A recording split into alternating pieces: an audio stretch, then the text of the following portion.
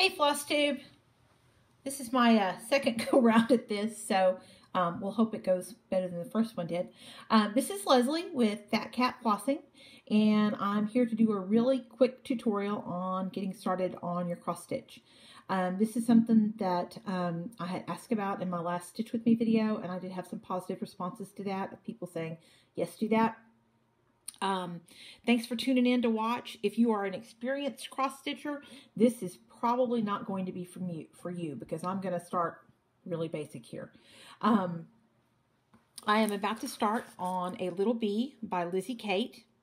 It should be a pretty quick stitch. And I just thought that since I was going to start something small anyway, this would be a good opportunity to show folks what I do to get started. I'm going to apologize a little bit in advance. I am going to start this on linen.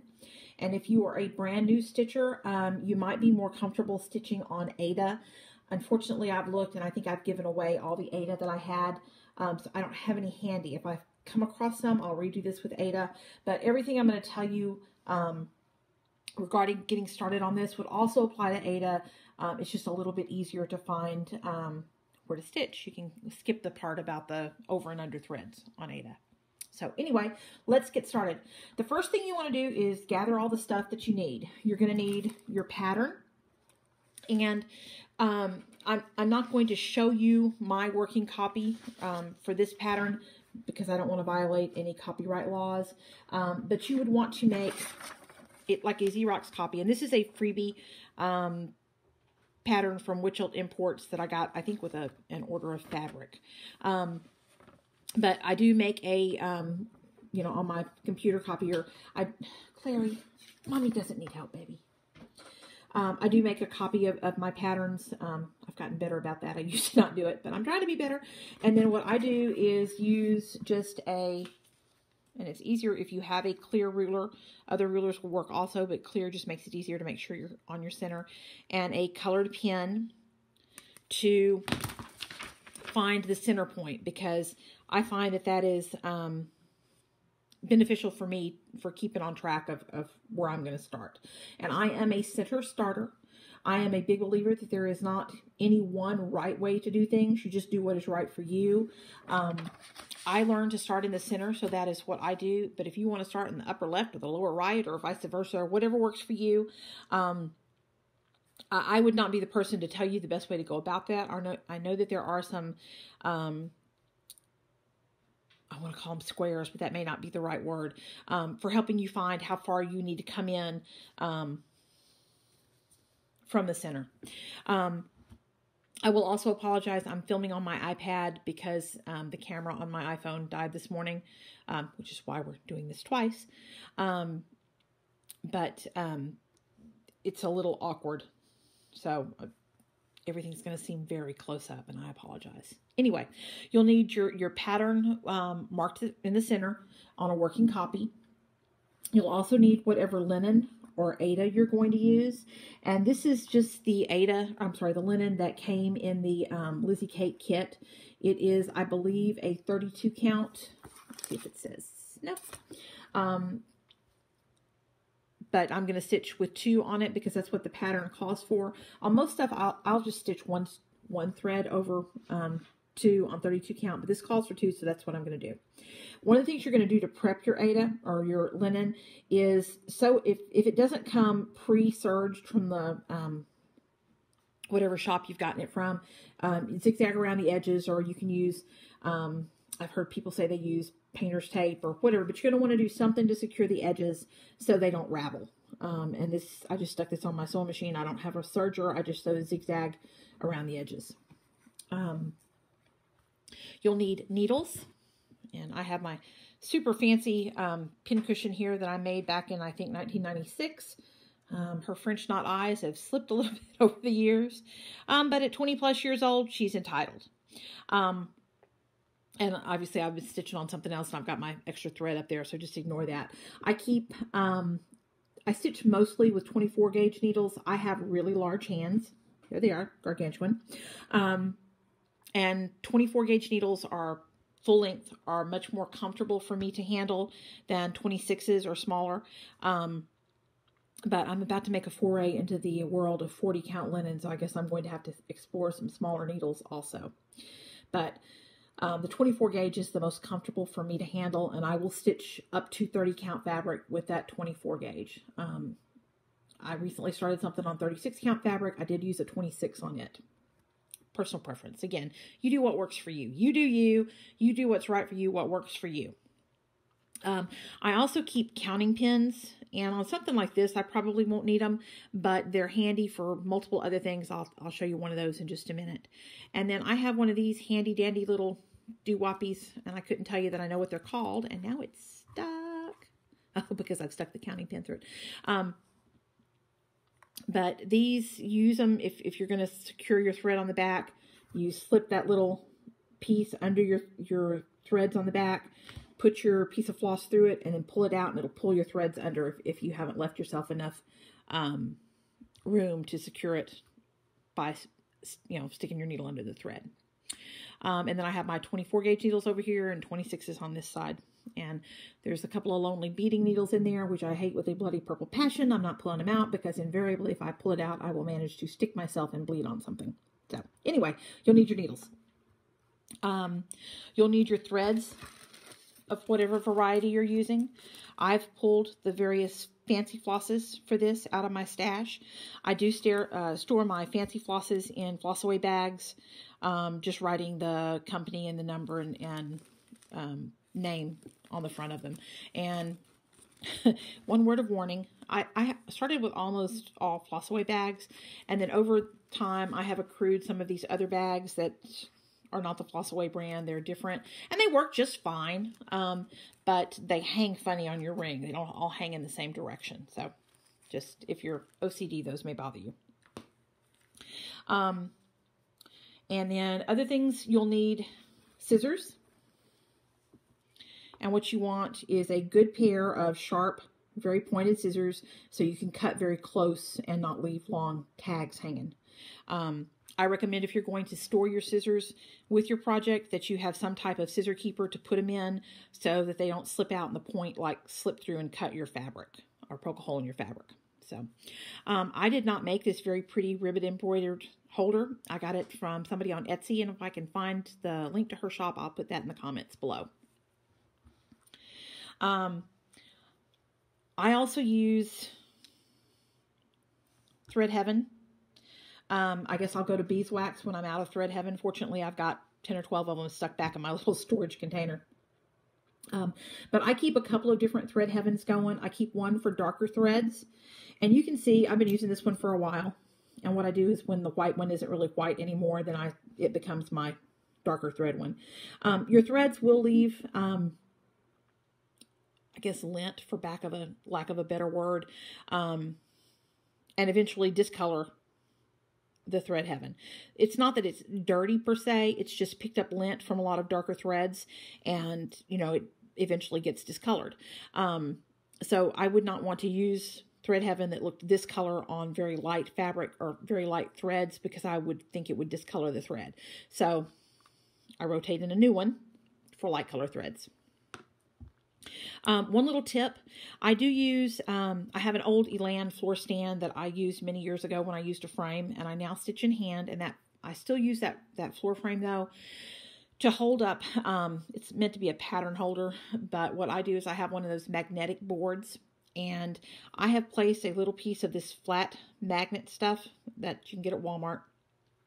And it's got a sticky side, but the sticky side isn't real great, so a drop of Gorilla Glue helps. But I've just put it on the bottom of my Thread Heaven, and I've also put it on the bottom of my pincushion. Yeah, that's pretty, isn't it? But anyway, they now stick on that magnetic board, and it keeps them handy, and I don't have to go looking, rummaging around for them. They're easy to find. And then you're going to want some kind of Ort catcher. Now, I have cats. I don't want my cats eating these because they can cause intestinal obstruction in cats. So I'm pretty religious about dropping my orts in there as I get them. If it's not a problem for you, you obviously don't need to do that. A lot of people save them for whatever reason, make stuff with them. I just dump it out when it gets full. This is an old Mentos container that I've just taken the label off of. Hey, it was free. Well, I mean, I paid for the Mentos, but then it was free. And so that's basically all the supplies you'll need to get started. And then if you use a hoop or frame, you'll need whatever that you use for that. Now, I stitch in hand, so I do not use those things. But you know, that's up to you, whatever your preference on that is. I had somebody recently ask, or saw somebody recently ask a question on, I don't remember if it was Stitch Mania or Cross Stitch Addicts, but one of the Facebook groups. And one of the things they asked was, how in the world do I get my floss neatly off of whatever fancy floss card that it comes on? And there is a trick to that, and this was not something this person knew, so I'd like to share my method for doing that. And again, there is no one right way to do things. There are many ways to do things. You do what works for you. But what I do is I take my embroidery scissors, and at the end, away from the card, don't take it off the card, what you want to do is go through and cut all of the loops.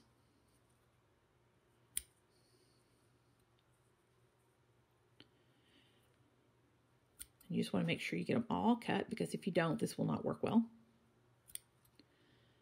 And I try not to cut off anything else, because I want my floss to be long. You know, I don't want to waste it, because it's too friggin' expensive to waste. But anyway, you want to go through and make sure that all of the loops are cut. Okay? Then, with it still on the card, I take one of my little counting pins and put that through one loop at the head, you know, right where the card is, through one loop of thread. And then if you hold the card and just pull straight out, it will come off. And then you want to hold it, kind of fan out the top, hold it between these two fingers, and then just pull straight out. And I'm going to stitch with two, so I pull out two. And then once you've got your floss out, and with fancy floss, I try to keep them both going in the same direction so that it kind of maximizes, and excuse me moving this around here because I want to get it where, oops, turned it the wrong way. There we go. I try to keep them going in the same direction. If you don't like to see an intense color variation, you can run them opposite directions, and that kind of minimizes some of that color variation. And I apologize, I'm going to move this again a little bit. Okay, so the next thing you're going to do, no, get down please. Sorry, one of my kitties wants to visit, is pull out your Thread Heaven or beeswax or whatever variety it is that you use. And I just put them with my thumb on top like that to hold them. Grab the ends and pull them through. And I typically do that twice. And then I'll also pull this other end that I was holding through to make sure that it's got the Thread Heaven on it also. And then what you want to do is take them and run them through your hands several times. And what that does is it builds up a static charge on them, so the threads actually kind of repel each other. And when they do that, they will lay more neatly. Now, I'm going to tell you, I am a process stitcher. I enjoy making something with my hands. I enjoy doing that. But I just cannot get this situated in the right way, can I? Anyway, I enjoy the act, the process of getting my piece of stitching done. And I, of course, enjoy having something beautiful to show for it when all is said and done. But having said that, I don't live and die by how my threads lay. It is more important for me to enjoy the process of what I am doing than it is for me to have it done perfectly. And if you want to have it done perfectly, there are a number of folks out there with great tutorials on, you know, railroading your stitches, which is a method of putting your needle through, you know, if you're using two flosses, to putting it between the two flosses, which helps them to lay flat. Vanna Pfeiffer, the Twisted Stitcher, has a method where she does two-handed stitching, and she goes up and down and never changes the direction of her needle. Now, I don't do that because I stitch in hand. And again, I'm more about the having fun stitching than I am about it being perfect. There's too much cat hair in my stitching for anything to ever be perfect. So I don't sweat it a whole lot on that. But you know, you do what makes you happy. So we've prepped our linen, we've gathered all our supplies, we've got our pattern marked, prepped our thread. The next thing you need to do is find your center on your linen. Now, I don't know if you can tell on this linen, there's kind of a stripe here. That's not just a fold in the linen, because I ironed this before I started this the first time around. But this is where the linen was folded, and it was in that package for God knows how long. I don't know what the copyright date on that is, but my guess is that this is probably some sun fading on here. So I'm actually, it is not as, you can still see it some on this side also, but it is not quite as prominent. So this is going to be the front side of my linen where I can't see that stripe as much. Now, to find the center of your linen, I fold it in quarters, and then I take my needle and I put it right through there at the corner. And then when I unfold this, that is the center of my fabric, right here where the needle is through, okay? Now, I stitch in hand, and this is linen. So with linen, and what I'm doing is I'm rolling it up, so when I hold it, it won't be, the front side of the linen won't be gathering the oils from my hand. But I found the center there. On linen, what I was taught is you find where a horizontal thread crosses a vertical thread, and then you want to start down and to the right in the lower right-hand quadrant of where those two threads cross. So you have a horizontal over a vertical, and you're going to start down and to the right. So I'm going to find my horizontal over my vertical right there in the center, and there we have a horizontal over a vertical. Okay. And what I want to do then is I come down and to the right of that. Now, I'm going to start, this is kind of in the middle of the pattern. There's not a lot around it, so I don't want a tail of thread. So what I'm going to do is start with a pin stitch. To start a pin stitch, if you think of each square on linen as consisting of 9 holes, and let's say that we're in the top right hole of that square of 9. It's like a tic-tac-toe board, okay? The threads make like a tic-tac-toe board. And right now we're in the uppermost square of the tic-tac-toe board. What I want to do is come down to the center square of the tic-tac-toe board, which, by the way, is also going to be where a horizontal thread crosses over a vertical thread. And I'm going to pull through, leave just a little tag on the back. See, I've got just, I don't know, probably 3/8 of an inch of thread right there. And I'm going to hold that with my finger. And then I'm going to go 1 thread to the right of that. And still holding it on the back, I'm going to pull that through. And I pulled through a little too much, so we're going to start over.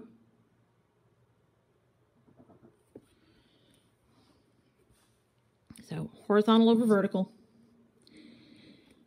We're going to go 1 thread to the right of that and pull through. And then we're going to go on the opposite side of that thread and come back up and then go back down in that center hole. And that makes our pin stitch. And now I can pull very firmly on that. It's not going anywhere. And now I can take my scissors and cut this very closely.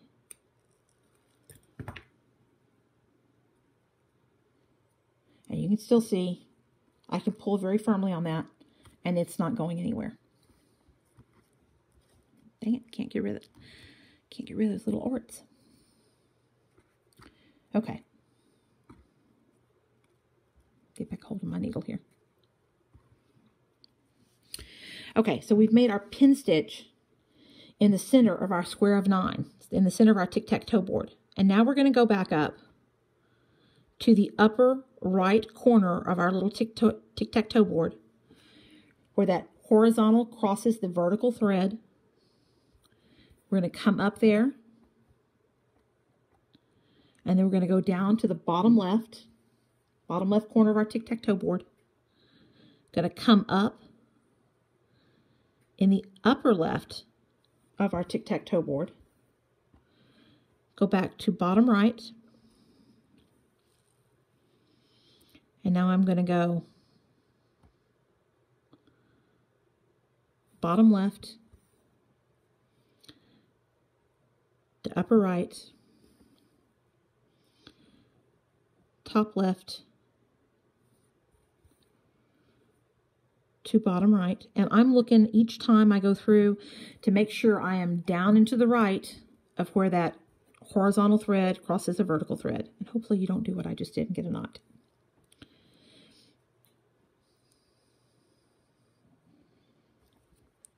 Okay, again, horizontal over the vertical, down and to the right of it, up the bottom left-hand corner of the stitch of our square of 9, back down in the top right,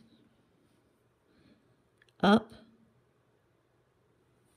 top left, down, bottom 9. And with each stitch, I look to make sure that I'm down and to the right of where the horizontal thread crosses the vertical thread. And that's it.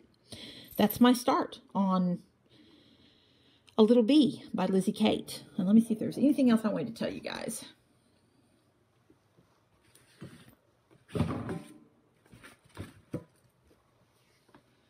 That's about it. This was a real quickie.